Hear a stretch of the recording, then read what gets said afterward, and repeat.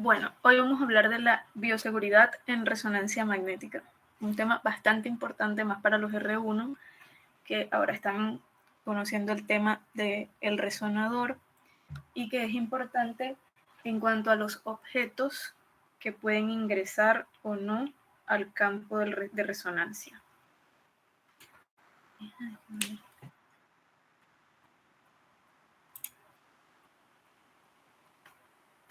Bueno, en primera instancia vamos a hablar de resonador y recordemos que es un gran imán muy potente y que los imanes tienen propiedades magnéticas. Presentan dos zonas que se llaman polos, que es norte y sur, y las acciones se manifiestan con fuerza situadas en los extremos. Y tengamos en cuenta que los polos iguales repelen y los diferentes se atraen. Entonces, pongamos un ejemplo. Si tenemos un imán suspendido por un hilo colocado en su centro de gravedad, observaremos que siempre queda orientado hacia una misma dirección. Uno de los polos se va a orientar hacia el norte y el otro se va a orientar hacia el sur. Entonces, los polos del imán se alinean según el polo magnético de la Tierra, que actúa como un imán natural. Los materiales ferromagnéticos se quedan imantados permanentemente, como vemos un ejemplo en la imagen de los clavitos acá, que se quedan imantados. Y tienen la propiedad de ser atraídos con más intensidad que los paramagnéticos o diamagnéticos, debido a que estos tienen permeabilidad relativa. Por este motivo tenemos que tener cuidado cuando se ingresa a la sala del resonador. Entonces, cuando hablamos de bioseguridad, ¿a quién le estamos hablando? Obviamente a los técnicos y médicos del sector de primera instancia, pero también tenemos que tener en cuenta al personal de limpieza, al personal administrativo, al de mantenimiento, al de seguridad y, por supuesto, al paciente, ya que la sala de resonancia se encuentra siempre bajo un campo magnético estático, que es el imán, donde vamos a encontrar campos magnéticos de gradiente, campos de radiofrecuencia y niveles de ruido, que luego iremos mencionando uno a uno estos campos. Debemos tener en cuenta entonces que el campo magnético siempre está activo hasta por fuera de nuestro horario laboral. Por ende, dicha información tiene que ser transmitida, como ya lo dije, a todo el personal que trabaja en dicho entorno. Por ejemplo, si el personal de limpieza que quiere ingresar al sector cuando los técnicos no están trabajando, o el personal de mantenimiento que tienen que ir a hacer cambios de enchufes, de luces o de muebles para las bobinas, que suene una alarma en los momentos en que no estamos, y quien acude al sector, obviamente el personal de seguridad. Por tanto, todos ellos tienen que tener conocimiento del.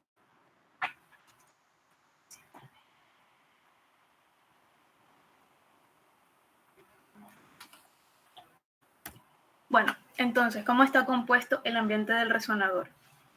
Está compuesto por un campo magnético estático que siempre está activo. Pongamos un ejemplo. Si yo ingreso con algo metálico o ferromagnético, lo que va a producir el imán es atraerlo hacia el resonador. Hace un efecto, el metal hace un efecto de traslación que hay que tenerlo en cuenta, ya que a medida que se vaya acercando el objeto al resonador va a ir aumentando su velocidad y va a dar vuelta por todo el espacio hasta que se queda en el centro del resonador. Por eso tenemos que tener precaución con los objetos metálicos, ya que pueden lastimar al paciente. Y también debemos tener en cuenta que este puede afectar la onda T en el electrocardiograma. Esto más que nada lo tenemos que observar cuando estamos supervisando los estudios bajo sedación, es decir, las anestesias que están monitoreadas en presencia del cardiólogo y del anestesista, obviamente. Los campos electromagnéticos variables en el tiempo. También están activos durante toda la adquisición.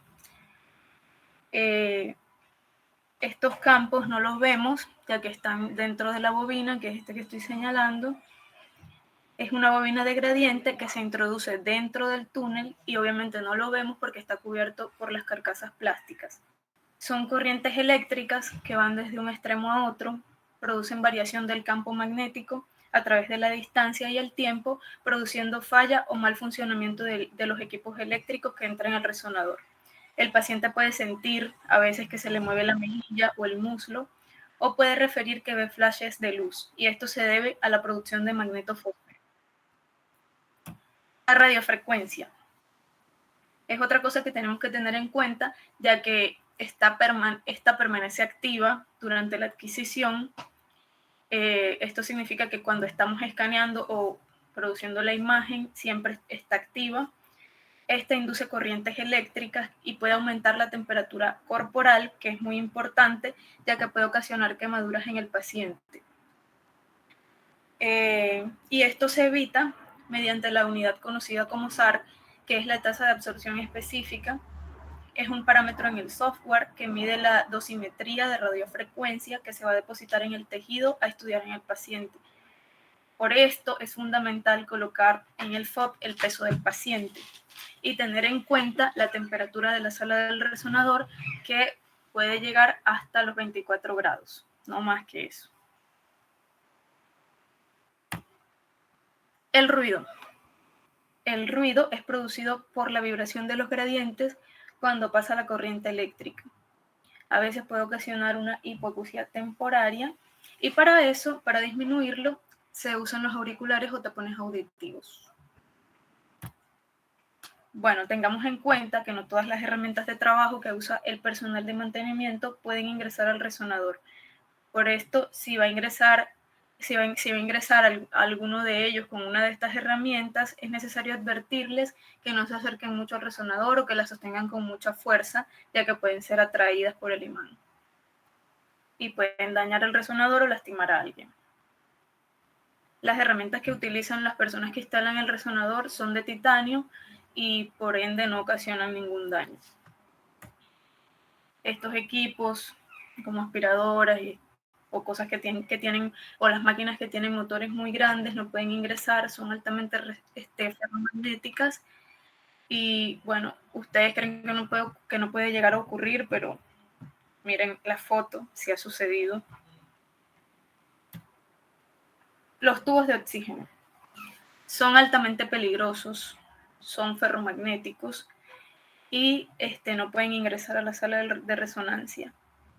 Porque, es decir, cuando tenemos pacientes que los traen en sillas de ruedas cubiertos por sábanas o frazadas, casi siempre el tubo está debajo de ellas, o si no, debajo de la camilla. Entonces tenemos que estar pendientes, y el técnico y todo el personal de salud, ya que si llega a ingresar un tubo de oxígeno, puede llegar a romper el resonador, y para sacarlo hay que bajar el campo magnético. Las sillas de rueda. Las sillas de rueda que ingresan al resonador tienen que ser de aluminio y plástico, y hay que tener cuidado en los pacientes que ingresan con silla de ruedas, ya que antes de pasarlo hay que pasarlo a la silla de aluminio, que está cerca, casi siempre está cerca de la entrada del resonador, y tener en cuenta que sea lejos de la puerta de entrada del resonador, ya que, por ejemplo, si la silla está cerca, la silla queda con menos peso, y entre más campo magnético tenga el resonador, más fuerza de atracción vamos a tener y puede llegar a atraer la silla. Lo mismo ocurre en el caso de las camillas, ya que solo ingresan las que son de aluminio. En caso de que tenga que ingresar otra camilla, hay que tener cuidado. Debe ser tomada por sus extremos con mucha fuerza y colocarle el freno y tratar de no sacarla rápidamente. Los monitores. Los monitores deben estar en un sector alejado, como por ejemplo estamos viendo acá, que está como en la esquina de la sala del resonador. Aquí están los vaporizadores, los gases centrales de oxigenación. Acá en Diagnóstico Maipú no vi ninguno que esté dentro. Todos pasan por este cuadradito de acá, van pasando las mangueritas, que este cuadradito está cubierto con un cilindro de Faraday y comunica la sala del resonador, sala de la consola, y las mangueras pasan por acá y se va a trabajar desde afuera, desde la sala de consola. Bueno, el matafuegos que debemos tener en las salas de resonancia deben ser de aluminio. Tener en cuenta que no todos los cables pueden ingresar, solo ingresan los de fibra óptica. Los electrodos comunes no pueden ingresar, solo se utilizan los de carbono, que son compatibles con resonancia, como este ejemplo que les puse acá.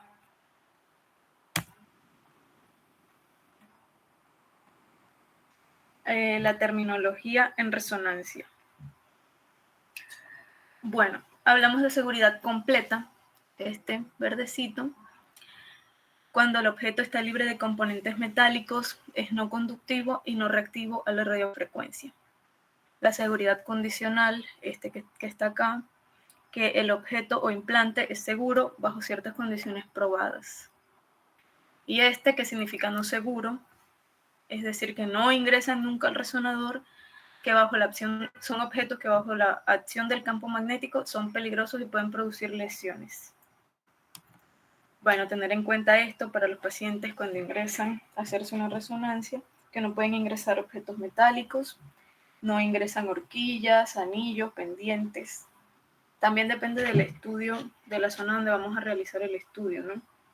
Pero mayormente los hacemos sacar todo para evitar accidentes.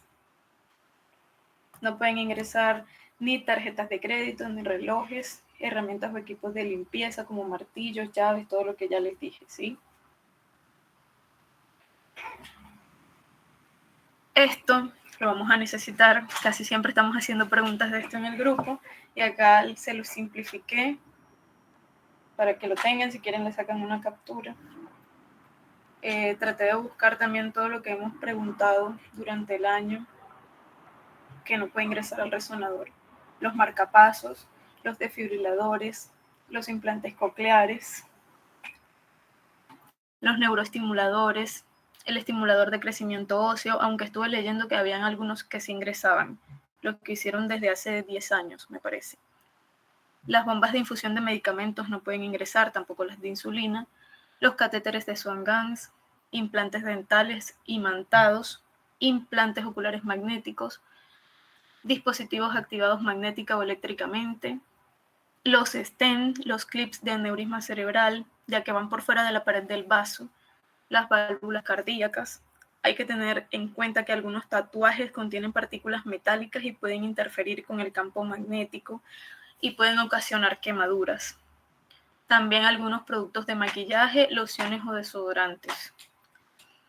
Obviamente la ropa que tenga componentes metálicos como botones, cremalleras o sujetadores. Las balas son de plomo, pero tienen puntas de acero. Se dice que si no están en órganos vitales, puede ingresar al resonador. Si está en algún órgano vital, es contraindicado. Los expansores mamarios tampoco ingresan, ya que tienen una cúpula de inyección interna que contiene un imán. Y los implantes de drenaje para glaucoma. Y aquí les dejé los metales que no ingresan. Bueno, el desfibrilador solo ingresa siempre y cuando se coloque en condicional y se usen en las características recomendadas estrictas por el proveedor. Se debe llamar al electrofisiólogo para que lo coloque en estado condicionable. Bueno, tengamos en cuenta que siempre se debe llenar esta planilla de datos y tratemos de siempre leerla, aunque casi siempre lo hace el técnico, pero también estemos pendientes nosotros, ya que a veces los pacientes colocan acá si tienen implantes, si tienen desfibrilador, si tienen cirugías, si tienen prótesis, y eso nos ayuda mucho cuando vayamos a hacer la entrevista y mirar si puede pasar o no al resonador. Los metales que se ingresan son entonces el oro, el aluminio, el titanio, el bronce. Y los objetos que pueden ingresar son los implantes dentales, ya que solo producen artefactos. Los marcapasos y desfibriladores, como les dije, siempre y cuando estén condicionales y se usen en las características recomendadas y estrictas del proveedor. Las prótesis o implantes de material ortopédico, siempre y cuando sean compatibles, las que se colocan en los últimos años son compatibles.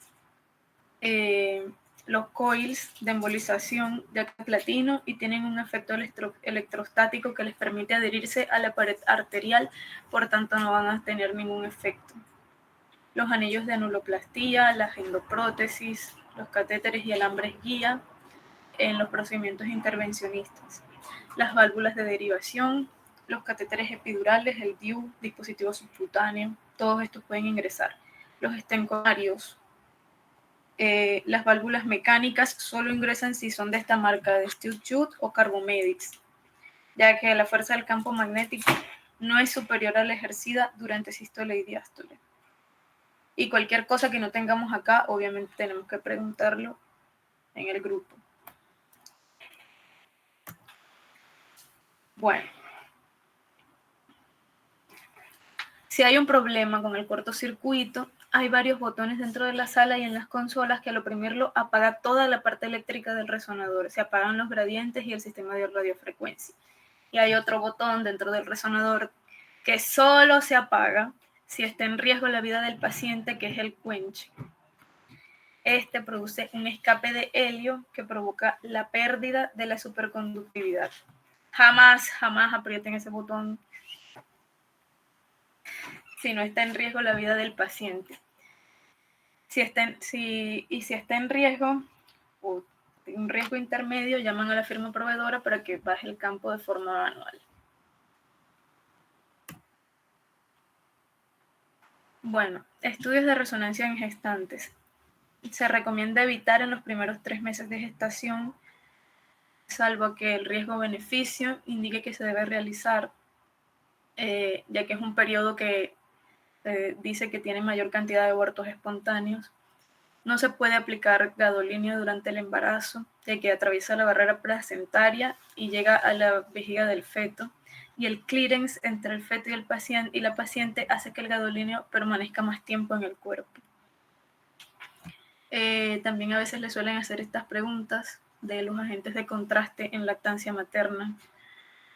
Se dice que menos del 1% es excretado por leche materna y que menos del 1% es ingerido por el niño, así que puede seguir con su lactancia normal en las próximas horas posterior al estudio, pero hay madres que se preocupan por los posibles efectos adversos, entonces como que les decimos que en las próximas 24 horas ya el componente ha sido 100%, casi el 100% ha sido eliminado y que puede dar lactancia materna en ese término de tiempo.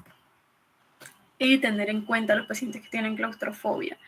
Antes de realizar el estudio, tratar de preguntarles para evitar pérdidas de tiempo y que se atrase la consola, ya que es el temor excesivo o enfermizo a permanecer en espacios pequeños o cerrados y desencadena ansiedad. Entonces, tenemos que tener en cuenta todo esto.